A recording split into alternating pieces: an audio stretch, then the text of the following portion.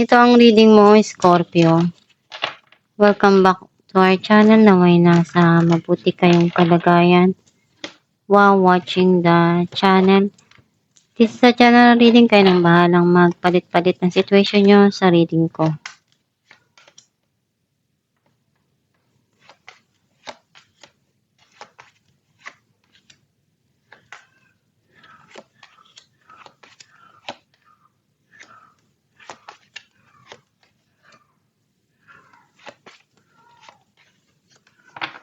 At the bottom of the deck, 2 of Wands.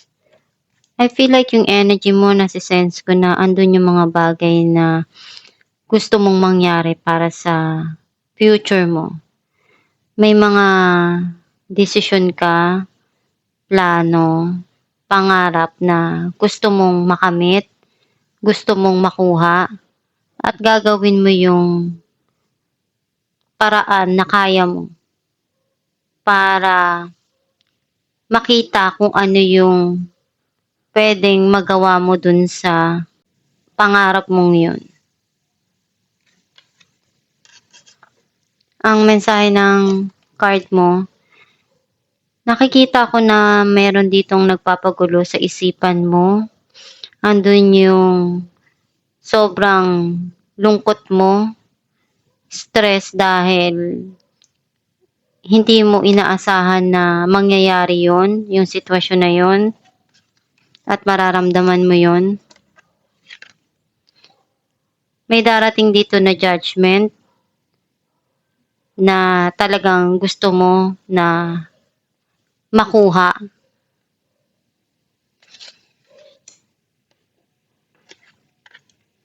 Meron ditong reconciliation, reunion. Some of you, kailangan mong lumabas, i-enjoy ang buhay. Kung ano yung nararamdaman mong sadness at stress, kailangan mo na i-vent out din yun. Kailangan mong maramdaman na yung buhay hindi perpekto. May mga nararanasan tayo na problema, pero lilipas din yan. Magpakatatag ka lang.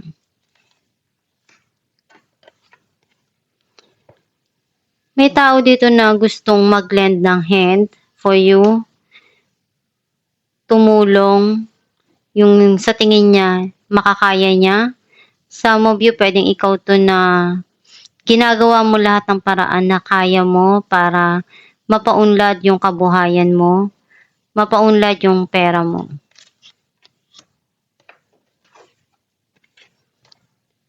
Right now, hindi ka pa handa magdesisyon, naguguluhan ka pa. Some of you, andun yung may mga bagay na nagpapagulo sa'yo kung ano yung uunahin mo.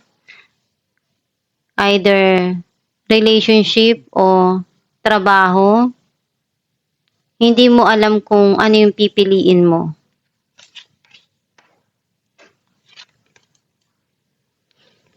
Andun yung pagmamahal na gusto mong ipakita sa mga taong nagmamahal din sa'yo.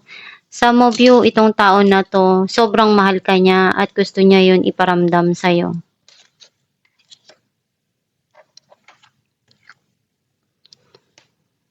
Pagmamahal na pinupunuan mo.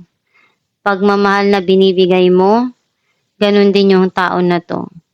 Some of you, pwedeng ikaw to na binibigay mo para sa sarili mo.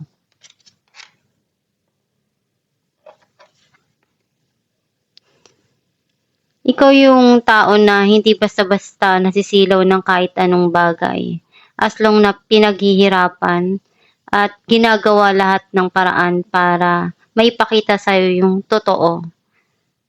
Pagmamahal man yan o yung sa tingin mo na nagpapasaya sa puso mo. Clarify natin ang 9 of Swords, 5 of Wands, and 2 of Pentacles. Right now, magulo pa yung isipan mo dahil you feel andun ka sa point na nag-struggle ka. Hindi ka makapag-desisyon. Magulo pa yung mga bagay-bagay para sa'yo. Clarify natin ang Three of Cups. Three of Cups and Three of Swords. Nagkaroon ng third party dun sa situation at nalungkot ka ng sobra. You feel broken inside. It feels na yung puso mo sobrang sakit. Clarify natin ang Two of Pentacles.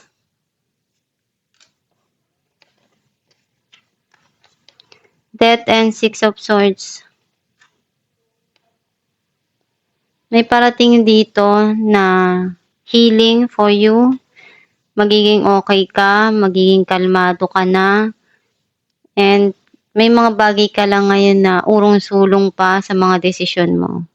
Pero unti-unti ka naman na magiging okay. Clarify natin the Lovers.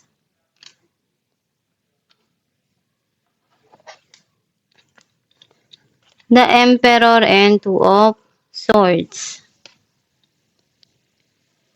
Nakita ko na may mga bagay kang kinokontrol ngayon sa sarili mo. Kasi marami kang naranasan. Some of you, yung pagsasama, maraming pinagdaanan na hirap, pagsubok. And mas lalo kayong naging strong dahil alam nyo na kung ano ang gagawin nyo, saan nyo ililit yung relationship. Clarify natin ang Judgment. Six of Pentacles and Ace of Swords. May mga clarity na pumapasok ngayon sa isipan mo dun sa sitwasyon. Some of you, andun yung ideas na pwedeng makatulong kung paano mo gagawin yung justice or judgment na dumarating para sa'yo. Kasi may mga gusto ka na ibigay dun sa situation na desisyon. Pero may mga bagay din dito kasi na kailangan mong harapin. Clarify natin ang Knight of Pentacles. The Tower and Three of Cups. Nagkaroon ng pagtatapos or paghiwalay. Kasi nagkaroon ng pagkakagulo. Nakikita ko na magkikita uli kayo, magsisimula, at mag-aayos.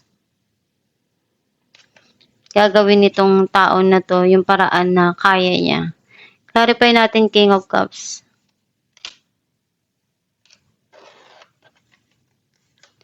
The Empress and Nine of Wands. Nakikita ko yung sobrang pagmamahal niya. Ngayon niya nakita yung worth mo, yung value mo, yung halaga mo. And gagawin niya lahat ng paraan na kaya niya para ipaglaban yung pagmamahal niya para sa'yo. Clarify natin the Magician.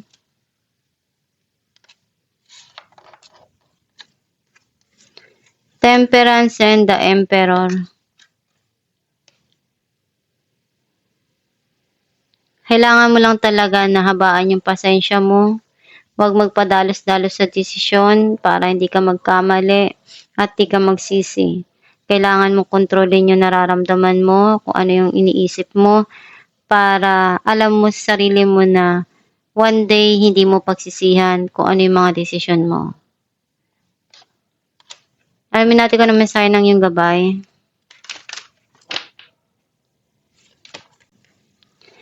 Creative project.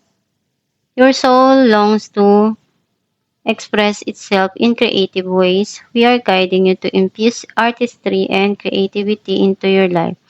Creative expression makes you feel alive and excited and reignites passion toward your life. Ang mensahe ng iyong gabay na yung sarili mo, may mga bagay-bagay ka na dapat pagkaabalahan or bigyan ng atensyon na makakatulong para sa'yo na puwedeng passion mo din, like yung paggawa ng kanta or pagtugtog, pagsayaw. It will help you a lot para ma-divert yung attention mo sa mga pinagdadaanan mo na pagsubok. Kapag meron kang pinagtutuunan, pinaglalaanan ng panahon mo, nakakatulong siya para maialis yung pain, yung sadness sa puso mo.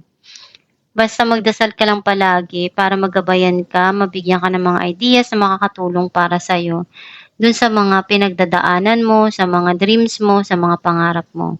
Andiyan lang ang Diyos Ama para tulungan ka palagi.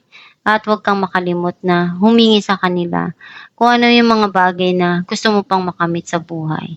At itong yung reading, Scorpio, kung nakaresonate ka, comment down below. Thank you for watching.